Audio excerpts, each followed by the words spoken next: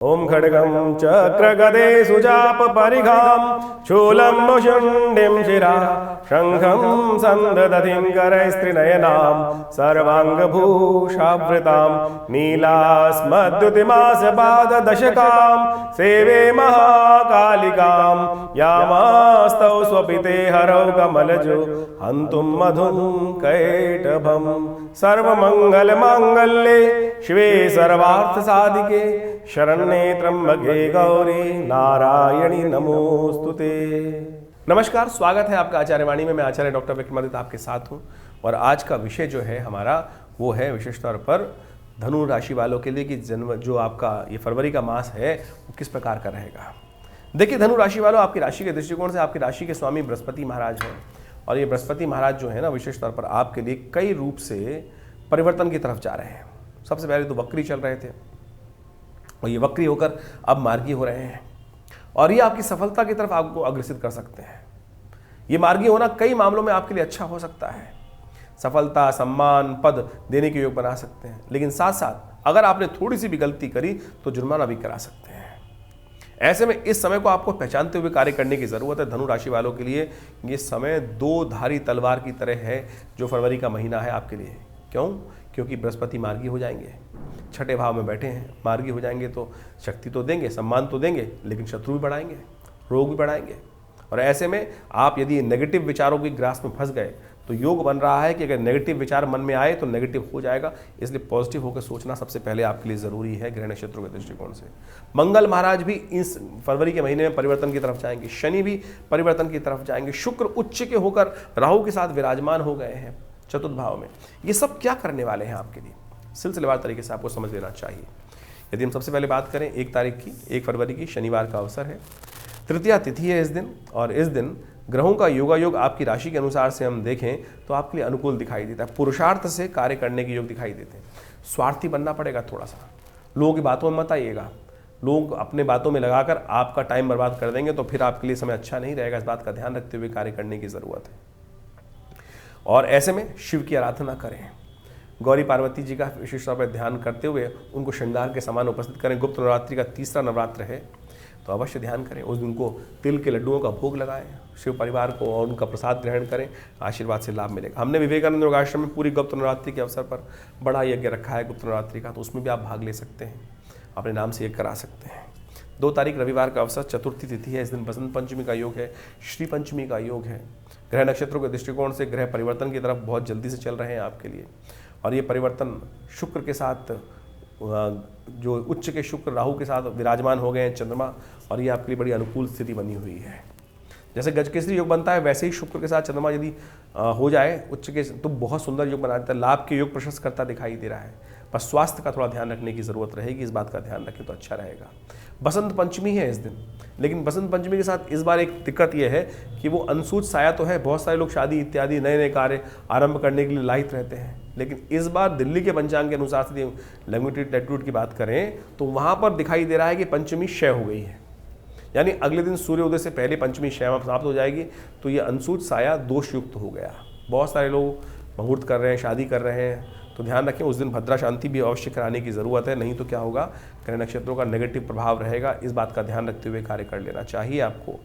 हमने इस शुभ तिथि में विवेकानंद योगाश्रम में श्री पंचमी भी इस दिन होती है। महालक्ष्मी का यज्ञ रखा है बहुत बड़ा, नवग्रह शांति महायज्ञ रखा है, आप इसमें सम्मिलित हो। दुर्गा सप्तशती का यज्ञ तो चल ही रहा है गुप्त नवरात्रि का, उसमें यदि आप भाग लेंगे, अपने नाम से यज्ञ कराएंगे तो भगवती कृपा से बहुत कष्ट निवारण का योग बन सकता है।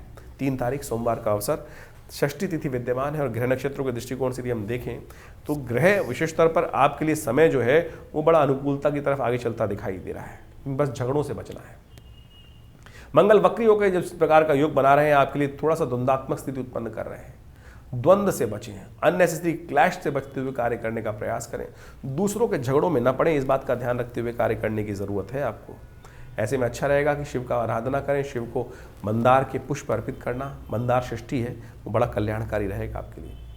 4 तारीख का दिन परिवर्तनों के साथ आ रहा है आपके लिए। इस दिन बृहस्पति महाराज मार्गी होने जा रहे हैं दोपहर को 3:15 पर और साथ साथ मंगल भी परिवर्तन करने का योग बना रहे हैं और मंगल जहाँ जा रहे हैं वो आपके हर कार्य में आपको बहुत बढ़िया से विजय देने के योग बना रहे हैं। आपने चाल से मस्त होकर चलने का प्रयास कीजिए। ग्रह नक्षत्र आपके अनुकूल रहेंगे, ऐसे बने हुए हैं। सूर्य आपकी राशि में इस वक्त बहुत जबरदस्त योग बना रहे हैं। मनो अनुकूल रिजल्ट लाने के लिए पॉजिटिविटी रहने की जरूरत है। ये तिथि ग्रह नक्षत्र इस प्रकार का ऐसा बना हुआ है इस वक्त आपके लिए कि जैसा सोचोगे वैसा बन जाओगे। नेगेटिव सोचोगे तो नेगेटिव होगा, पॉजिटिव सोचोगे तो पॉजिटिव होगा। सूर्य का ध्यान करते हुए सूर्य को जल दें, एनर्जी बढ़ाएं। देखिए मंगल जो है ना बहुत सुंदर तरीके से आपके लिए बैठे हैं, लेकिन आप बिल्कुल सत्यनिष्ठ हैं। बिल्कुल चेंजेस करने के लिए मनोमस्तिष्क कहता होगा अरे क्या स्थिति चल रही है, मेरे हाथ में ताकत आ जाए तो मैं परिवर्तन करने की स्थिति उत्पन्न कर सकता हूँ। इस वक्त इमोशंस इस प्रकार के रहेंगे आपके लिए, बहुत हाई लेवल में इमोशंस बनते दिखाई दे रहे हैं। लेकिन भैया थोड़ा से घर फूक तमाशा ना देखें, ऐसा कार्य ना करें। थोड़े मंगल को ताकत चाहिए, नेगेटिव ताकत से हटा के, क्योंकि वक्री चल रहे हैं मंगल। किसी की गर्दन काटने की ज़रूरत नहीं है, ध्यान रखें। यानी किसी को काटने की ज़रूरत नहीं है, अपने आप को सुधारने की ज़रूरत है। इस बात का ध्यान रखें तो अच्छा रहेगा। हाँ, सुंदरकांड का पाठ करें। हमने विवेकानंद योगाश्रम में इस दिन विशेष तौर पर सुंदरकांड का पाठ रखा हुआ है। आप भी उसमें अपने नाम से इस मंगल के नेगेटिव प्रभाव को, बच्चों की कुंडली में यदि ऐसा योग बन रहा है, उनकी राशि है, तो उससे बचने के कारण आपको रास्ते बनाने पड़ेंगे। तो इस बात का ध्यान रखते हुए कार्य करना आपके लिए अच्छा रहेगा। भानु सप्तमी है, सूर्य को जल दीजिए, सूर्य के निमित्त गेहूं का दान कीजिए, नमक का दान कीजिए, ये सब आपके लिए अच्छा रहेगा। 5 तारीख बुधवार का अवसर, अष्टमी तिथि विद्यमान है और इसकी तिथि के अनुसार से ग्रह नक्षत्रों के दृष्टिकोण से आपके लिए जो योग बना हुआ है वो अनुकूल है। अपनी चाल में मस्त होकर आगे बढ़िए, कोई बीच में हिंड्रेंस नहीं आएगी भी तो वो अपना नुकसान कराएगा, ऐसे योग बन रहे हैं। हरी चीज़ों का दान करना आपके लिए अच्छा रहेगा। इस तिथि में गणेश की आराधना करना अच्छा रहेगा। ध्यान रखिएगा भद्रा है इस दिन, और इस दिन भद्रा के अनुसार से आपको ये ध्यान रखना है कि विशेष तौर पर जो ग्रहों का योग बन रहा है, दोपहर तक भद्रा का योग है। दोपहर से पहले नए कार्यों को ना पकड़ें तो अच्छा रहेगा आपके लिए। अब की बात कर लेते हैं हम 6 तारीख की। 6 तारीख बृहस्पतिवार का अवसर, नवमी तिथि विद्यमान है। उच्च के होकर चंद्रमा जो हैं वो विशेष तौर पर आपके बृहस्पति के साथ विराजमान होने जा रहे हैं। बृहस्पति वक्री मार्गी हो चुके हैं। स्वास्थ्य का ध्यान रखिएगा, अननेसेसरी की वरीज, यहाँ बृहस्पति और चंद्रमा की युति जो छठे भाव में है वो थोड़े झगड़े भी बढ़ा रही है। अननेसेसरी के पंगे आपके साथ खड़े कर सकते हैं, और यदि उन पंगों से बच गए तो लाभ की गारंटी देते, धनागमन का रास्ता भी बनाते दिखाई दे रहे हैं। गुप्त नवरात्रि है, अपने गुप्त शत्रुओं को विजय प्राप्त करने के लिए अवश्य माँ भगवती का स्तवन करें। घर में किसी योग्य ब्राह्मण को बुलाकर दुर्गा सप्तशती का यज्ञ कीजिए तो आपके लिए अच्छा रहेगा। वैसे विवेकानंद योगाश्रम में पिछले 9 दिनों से यज्ञ चल रहा है, उसकी पूर्णाहुति का कार्यक्रम रहेगा। आप स्वयं भी इसमें भाग ले सकते हैं। इस दिन कम से कम भाग लेकर माँ भगवती का जो चमत्कारी शिव विग्रह है, जो मुल्तान से, जो पाकिस्तान में मुल्तान क्षेत्र था, वहाँ से 1947 में ये मूर्ति हमारे आश्रम में 500 साल पुरानी पधारी।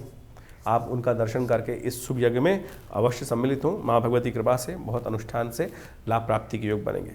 7 तारीख शुक्रवार का अवसर, दशमी तिथि। इस दिन एक बड़े ग्रह का परिवर्तन हो रहा है। बुध जो सूर्य के साथ चल रहे हैं वो धनिष्ठा नक्षत्र में प्रवेश करेंगे और ये बुध को शक्ति देगा। बुध और सूर्य एक साथ युति होने के कारण से बुध अस्त हो गए हैं। ऐसे में कन्या पूजन कर थोड़ी बुध को शक्ति देने का प्रयास कीजिए, क्योंकि बुध जो है वो आपकी राशि के अनुसार से बहुत इंपॉर्टेंट भाव के स्वामी हैं।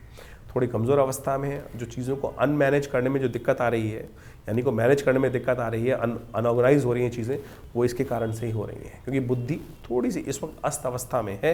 कन्या पूजन करें।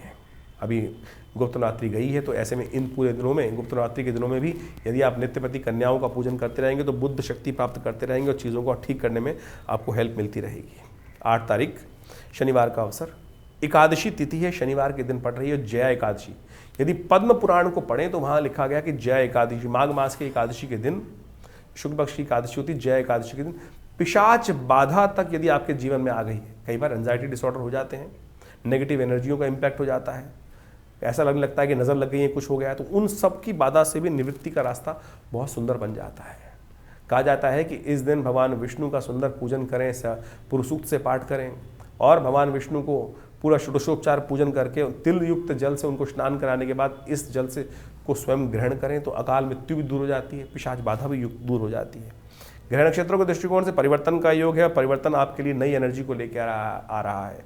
सुबह 6:27 पर चंद्रमा परिवर्तित करके मंगल के साथ आ जाएंगे और ये नई एनर्जी आपके अंदर गेन कराएंगे। बहुत सारी जो पावर्स हैं, बहुत सारी भविष्य के संबंध में बात, बहुत सारी इंट्यूशंस आपके मनोमस्तिष्क में हो सकती हैं। पॉजिटिव प्रभाव आपका उत्पन्न होता दिखाई देगा आपकी राशि के दृष्टिकोण से आपके लिए। ऐसे में शनि का भी, बृहस्पति को निमित्त भी ये उपाय आपके लिए अच्छा रहेगा कि आप कोशिश ये करें, भगवान एकादशी का व्रत करें, भगवान विष्णु का पाठ करें, ओम नमो नारायण इस मंत्र का जप करें। 9 तारीख रविवार का अवसर, द्वादशी तिथि है, भीष्म द्वादशी का योग बन रहा है। आपकी राशि के दृष्टिकोण से देखिए, ग्रह योग जो इस प्रकार के चल रहे हैं वो ऐसे हैं कि इस वक्त कई मामलों में आपकी उन्नति का रास्ता बन रहा है। लेकिन क्या है, कई बार सब कुछ उन्नति का रास्ता हो तो लेकिन क्या होता है कि पितृ प्रसन्न नहीं है, पितरों का कहीं ना कहीं साया नेगेटिव है। तो भीष्म द्वादशी के दिन कहा जाता है कि पितरों के निमित्त तर्पण कर देना चाहिए, गायत्री का यज्ञ कर देना चाहिए, तिल का दान करना चाहिए, तो उससे लाभ प्राप्ति के योग बनते हैं। हमने विवेकानंद योगाश्रम में इस दिन पूरा गायत्री का यज्ञ रखा है, उसमें आप सम्मिलित हों, अब अपने पितरों के निमित्त गायत्री का यज्ञ कराएं, कल्याण होगा। 10 तारीख सोमवार का अवसर, त्रयोदशी तिथि है और सोम प्रदोष का योग बन रहा है। ये सोम प्रदोष का योग बड़ा सुंदर है। कुंभ का अवसर, सोम प्रदोष का योग, महापर्व का योग बन गया है। ग्रह नक्षत्र परिवर्तन की तरफ जा रहे हैं और ये परिवर्तन सुबह जो आपके लिए लेकर आ रहा है चंद्रमा, ये आपके लिए कहीं ना कहीं अनुकूल है, अच्छा है, लेकिन थोड़े खर्चे बढ़ाने वाला है। सुबह बड़ी अच्छी दिखाई देती है, लेकिन शाम के समय धीरे धीरे कई बार ऐसा होता है कि मनोमस्तिष्क में ऐसा हो जाए कि अरे थोड़ा बंधन है, कार्य खुलकर नहीं कर पा रहे हैं। बहुत दिन के लिए नहीं है, थोड़ा समय है। शाम के समय अवश्य शिव का ध्यान कर लीजिए, सोम प्रदोष है, शिव का अभिषेक कर लीजिए, शिव पर बिलपत्र अर्पित कर दीजिए, कल्याण होगा। तो ये राशियों का भविष्यफल आपने जाना। आपकी राशि के दृष्टिकोण से क्या कुछ प्रभाव इन दिनों जब फरवरी के आरंभ काल में आपके जीवन में पड़ने वाला है, उसको आपने समझा। देखिए, ये समय समय के अनुसार से विभिन्न ग्रहों का जो परिवर्तन होता है, जैसे इस फरवरी के आरंभ काल में आपने भी समझने का प्रयास किया, समझा भी कि बृहस्पति महाराज परिवर्तन कर कर जो वक्री चल रहे थे पिछले 4 महीनों से, अक्टूबर के महीने से, वो मार्गी हो रहे हैं और आपकी राशि के अनुसार से उन्होंने जो विशेष प्रभाव आपके जीवन में उत्पन्न किया है वो आपने समझा। आप समझ लीजिए, बृहस्पति का ये परिवर्तन सबसे महत्वपूर्ण परिवर्तन होता है। हर वर्ष में एक बार बृहस्पति राशि परिवर्तन करते हैं, लेकिन वर्ष में एक बार बृहस्पति वक्री भी होते हैं और जी 4 महीने के वक्रित्व के बाद पुनः मार्गी होकर अभी आने वाले करीब करीब जो मई के मध्य तक अब सीधी गति से चलेंगे। ये आपके भविष्य में, आपकी राशि के दृष्टिकोण से आपके जीवन में महत्वपूर्ण परिवर्तन लाने का योग बना रहे हैं। इसके साथ साथ हमको ये भी समझना चाहिए कि जो जन्मपत्री का प्रभाव है उसके कई आयाम हैं। ये जन्मपत्री के दृष्टिकोण से हमें एक एक बात समझने का प्रयास करना चाहिए कि हम राशि को, बहुत सारे लोगों के मन में कई बार प्रश्न उठ जाता है तो राशि तो बहुत सारे लोगों की, बिल्कुल ठीक बात है, राशि तो बहुत सारे लोगों की हो सकती है, लेकिन आपकी जन्मपत्री के साथ, आपके दशाओं के साथ, आपके ग्रहों के योगायोग के साथ उस गोचर के प्रभाव को जब मिलाकर देखा जाता है तब वो जीवन में भाग्य के जो योग बन रहे होते हैं वो समझ में आ जाते हैं कि हमारे लिए आने वाला समय सही है या नहीं है। लेकिन राशि के दृष्टिकोण से जो हमने आपके समक्ष भाव उपस्थित किया वो भी बहुत ब्रॉडर स्पेक्ट्रम के तौर पर बता सकता है। यदि इंडिविजुअल रूप से हर व्यक्ति के बारे में सही रूप से जानने का हम प्रयास करें तो वो भी बड़ा संभव है कि जन्मपत्री को विशेष रूप से अध्ययन कर बहुत सारे ग्रहों के योगायोग को देखकर आपकी जन्मपत्री में कौन से प्रकार के योग बने हुए हैं। देखिए, जन्मपत्री में हजारों प्रकार के योग हैं। हर ऋषियों ने, जो ज्योतिष के अंतर्गत भी बहुत सारे अनन्य जो ग्रंथ हैं, इतने अनंत ग्रंथ लिखे गए हैं और हर ज्योतिषी ने, हर ऋषि ने, हर आचार्य ने अपने अपने उस विज्ञान को, अपने उस अनुभव को उन शास्त्रों में इंगित किया है, विभिन्न योगों का वर्णन किया है, जैसे कालसर्प योग इत्यादि, राजयोग इत्यादि, दरिद्र योग इत्यादि, विभिन्न प्रकार के किमुद्रम योग इत्यादि। इन सब का प्रभाव क्या पड़ रहा है, कब पड़ने वाला है। अब किसी व्यक्ति की कुंडली में राजयोग है, लेकिन वो कब फलीभूत होगा, कौन से योग हैं जो उन राजयोगों को काट रहे हैं। देखिए, आप कंप्यूटर से जन्मपत्री कई बार निकालते हैं तो उसके अंदर बहुत सारी डिटेल लिख के आती है कि इस प्रकार का राजयोग है, इस प्रकार का राजयोग है, इस प्रकार का राजयोग है, लेकिन उसके साथ साथ कुछ अशुभ योग भी होते हैं। उन प्लस माइनस कर उन चीज़ों को अध्ययन करने की आवश्यकता है। फिर दशाएं कौन सी चल रही हैं, दशाओं के अंतर्गत जिसकी दशा चल रही है उससे वो दशेश जो है वो कहाँ बैठा है, किस प्रकार के योग बना रहा है। ऐसा नहीं है कि बृहस्पति जो दशाएं तो 9 ग्रहों की दशाएं हैं वो कहीं ना कहीं घूम के आएंगी। बृहस्पति की 16 साल की, शनि की 19 साल की, शुक्र की 20 साल की, ये दशाएं तो घूम के वही हर व्यक्ति पर आ रही हैं, लेकिन उन ग्रहों की अवस्था क्या है आपकी जन्मपत्री में, उन सब चीज़ों को देखकर, उन विशेष तौर पर विज्ञान का अध्ययन कर उस समझ को, भविष्य को देखा जा सकता है कि क्या कुछ योग हमारे जीवन में बनने वाले हैं। हम लोग व्यवसाय कर लेते हैं बहुत सारे, क्या वो व्यवसाय हमारे लिए उपयुक्त है? हर व्यक्ति के लिए हर लाइन उपयुक्त नहीं होती है, इस बात को हमें समझना चाहिए। क्या होता था, जाना था हमको किसी और दिशा में जो सफलता मिलनी थी, लेकिन हम जा रहे हैं उल्टी दिशा में और फिर जीवन पर्यंत घूम घाम के अंत में भटकते हुए आते हैं सही दिशा में और जीवन निकल जाता है बहुत लंबा और फिर पता चलता है अरे पहले से ही इस दिशा में इस कार्य को कर लेते तो बहुत सुंदर हो जाता। ये विषय जन्मपत्री का है। बाल्यकाल में ही जब हम जन्मपत्री देखते हैं ज्योतिषीगण तो बच्चे को बताते हैं, माता पिता को बताते हैं कि इसको इस दिशा में डालना। गौतम बुद्ध की कथा आपने सुनी होगी।